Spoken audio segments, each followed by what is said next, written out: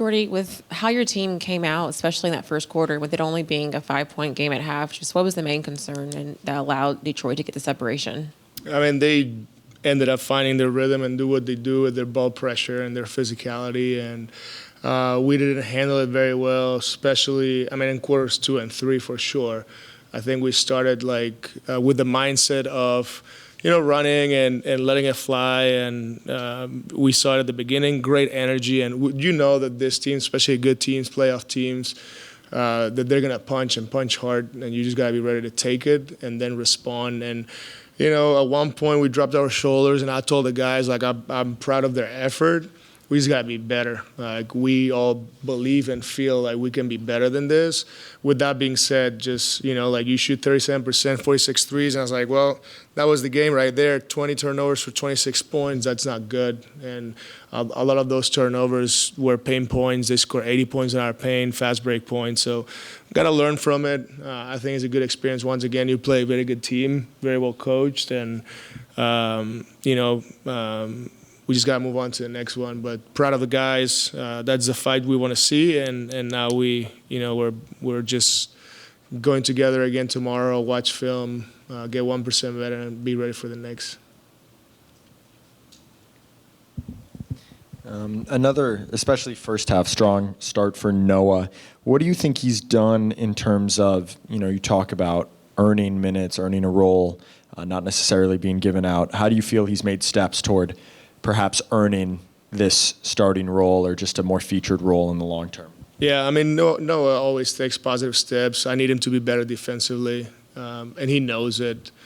His voice needs to grow, and embracing the contact. They're playing with the two bigs, and whether you're the low man, whether your communication is on off the ball, all those things, because he's really smart. He's about the right things. He knows it, and like everybody else, need to grow into that fast. And I know he will. So I like his aggressiveness, how he shot the ball, and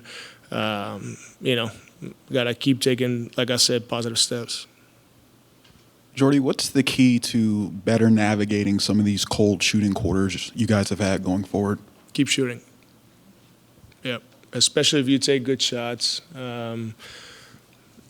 We all know what a good shot is. I'm not saying that we take all good shots, but you see it right there. We shot 37% from three, so there's nothing wrong right there. Maybe you could argue that out of 20 turnovers, six of those turnovers should be threes, and then maybe right there you give yourself a chance. So there's a lot of things, a lot of different ways to see it. I just want to give our guys the confidence and just keep building, because they do a great job in the day-to-day. They show up, and they're about the right thing. So just keep shooting it. This was Egor's first start, had the ball a good amount, a lot of pick-and-roll reps. Just how'd you feel about how he orchestrated the offense? He had 7 assists to 1 turnover against a team that forced us to 20 turnovers, so that's pretty good. And he'll keep getting better. It's just a good way to experience those minutes. Those 23 minutes is extremely valuable. He did good things. And, he shot the ball. He was aggressive with his threes, and, very, very happy with everything, like his playmaking and all that stuff. So ready for that next one. Hey, Coach, how did you? What did you like about Egor's game tonight on the defensive side of the ball in the context that this was his first start? I think that he still needs to get used to the physicality of the game, the schemes, the communication. And I know, right now the game is, going so fast for him, right? When we're all young and, everything is so intense. And at one point when you have more experience and different type of confidence, then things start to slow down. So he's a really smart kid. He asks questions. He works at it. So I know he'll understand all that. His superpower on defense are his length and rebounding. And if you look at today, grabbed 3 rebounds, and he should be able to get a lot of deflections because, like I said, just his length, his positional defense is going to be good. So, keep growing on that end of the floor for sure. Jordi, even excluding the turnovers and the transition points, I guess, what would you have liked to see on the interior? Just obviously they were getting a lot of easy looks at the rim there. Yeah, I mean, a lot of those points out of turnovers in the paint, right? And then a lot of those were like lack of a low man when their bigs were rolling because we were trying to be aggressive with Cade, but we didn't stop Cade, we didn't stop the roller. So all those things, were hard to deal with. Like I said, we lost the possession game by, I believe, close to 20 points, and it ended up losing, if my math is correct, by 18. So, that's the reason why things happen, and we need to understand. We need to be more focused. We got to be on point. And today, it got to a point that we dropped our shoulders, and that's why I want our guys to be better, to play to exhaustion. Like I said, in the Indy, 3 guys asked for subs, and today 1 guy asked for a sub. So I want them to play even harder and harder and harder. Noah, what made it difficult to contain this Detroit Pistons team? Kind of, what did you guys get away from?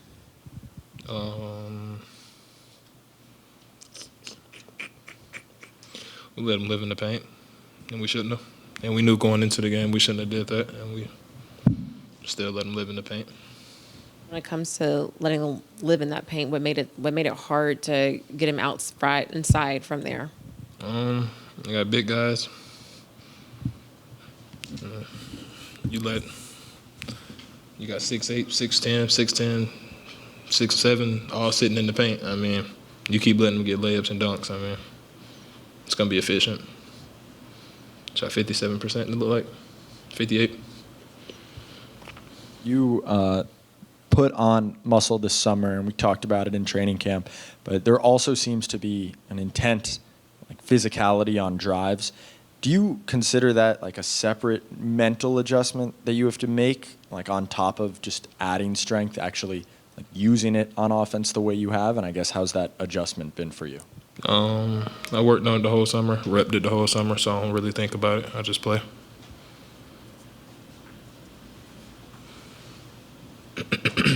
Jordi said he was really happy with how aggressive you were offensively, but he needs you to be better defensively. So what do you think the adjustments that you need to make are on that end moving forward, on the defensive end? I got to protect the rim way better when I'm the low man. I was late one time, missed another one. Yeah, be a better low man, to be honest. I'd assume that's what you're referring to.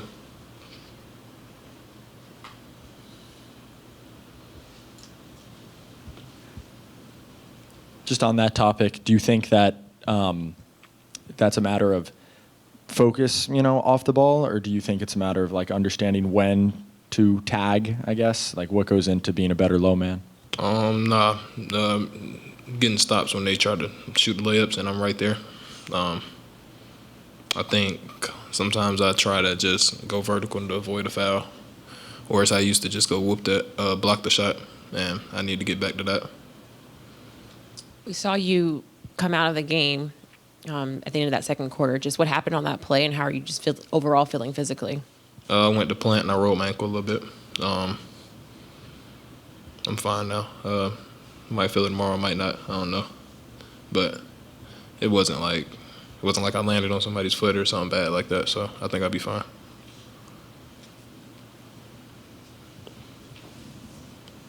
You and Egor had a few nice connections in the first quarter, found you for a few threes. Just how have you felt about, the connection that you're developing with him and what he was able to do orchestrating the offense tonight? I think when we're in the right spots, like we rep and we practice, it's a lot easier for him to find us. Pulling all the way behind so that he doesn't have to try to make a skip pass over high hands all the time. Things that we can do to help him. He's young and he's physical, aggressive, on-ball defenders tonight, and I think he did well considering all that. Egor, with the rhythm that you guys had to start this game in that first, what was working so well and kind of what turned for you guys as a group? I think, first of all, the energy was out of the roof, and I think obviously because the shots were falling in. Noah did a crazy stretch, and maybe, I don't know, 2 minutes, right? 4 threes, if I'm not wrong. And the bench was super active. We were super hyped. And I think that was the key for our start. What was the biggest difference after that allowed the Pistons to gain the momentum back? I think, well, we punched them, and that's what Jordi was kind of talking about. We punched them, and they're the team that's going to answer no matter what. And we just had to keep trying to punch. And I felt like our energy was kind of getting lower at some point. And this is something we got to execute better next games. Just really trying to maintain that energy level that we start with, and trying to finish with the same energy. How similar or different are your pick and roll reads and where shooters are spaced on the floor this year compared to last year at BYU? How similar is the diagramming? Well, there's a lot of similar principles. Obviously, Coach Young brought from NBA, right, and a lot of teams playing kind of the same principles, as I said. But here, obviously, we have so much more cutting. We have, Canada cuts, wheel, all this stuff that we call. At BYU, it was more of just a space out, right, and pick and roll, trying to understand what coverage defense is playing against us. And depending on that coverage, we would, kind of adapt our offense into it. Which, again, I'm not trying to say something is good, something is bad. It's just a little different. But, for me, it's really important to, get not just get used to it, but really understand how I can affect the game in a good way. Understanding the game plan from Jordi and the principles that we do and the principles that we practice every day, pretty much. Did you find it easier to get into a rhythm as a facilitator starting versus coming off the bench? I don't think it's something that should affect me a lot. Sometimes it's even easier to get into the rhythm from the bench because you already see what the defense look like and, who's in the court and where the weak spots in defense are and things like this.